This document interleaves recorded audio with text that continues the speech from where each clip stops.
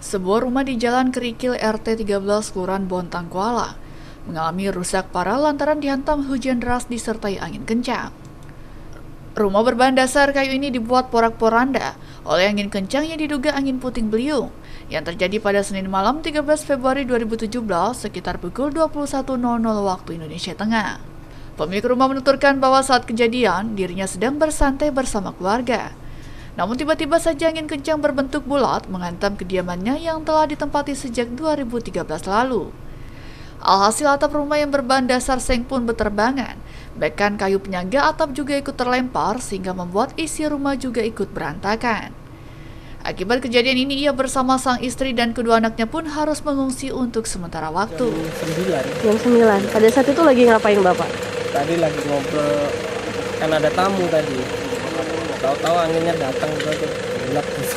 Oh, anginnya kencang banget ya? Kencang dia bulat gitu, mbak, mutar. Dia rusak ya atap seng ini. Saya sama depan rumah ini pesantren, sama belakang perumahan itu ada dua. Jadi sekarang mau ngungsi di mana, Mas? Ini numpang dulu di rumah saudara di sini. Berapa orang Mas yang tempatin rumah? 4 istri sama anak 2. Tapi nggak ada yang luka? Nggak ada.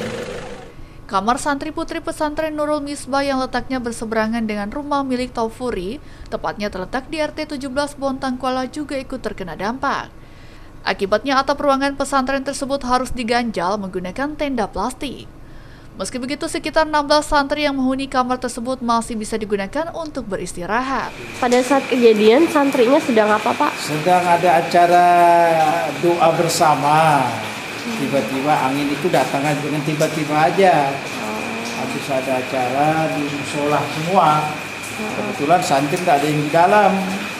Atap ini sama kapan-kapan nama terbangan. Ini papan sekretariat itu. Sekretariat panti. Selain rumah milik Taufuri dan pondok pesantren Nurul Misbah, pohon besar di sekitar pesantren juga ikut tumbang akibat kejadian ini. Sementara keesokan harinya Camat Bontang Utara Zemihas yang mengunjungi tempat kejadian perkara mengatakan bahwa pihaknya telah berkoordinasi dengan pihak kelurahan untuk mencarikan jalan keluar dengan menyurati lembaga ambil zakat. Pasalnya dari kecamatan sendiri tidak memiliki anggaran khusus untuk perbaikan rumah korban.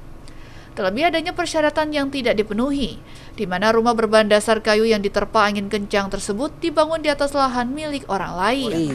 Nah, ini memang rumah tidak permanen sebenarnya. Jadi kalau kena angin tentang sekali roboh. Dan ini pun bukan lahannya bukan milik dia, sehingga kita mau bantu terkendala masalah kepemilikan lahan. Ada kriteria yang harus dipenuhi.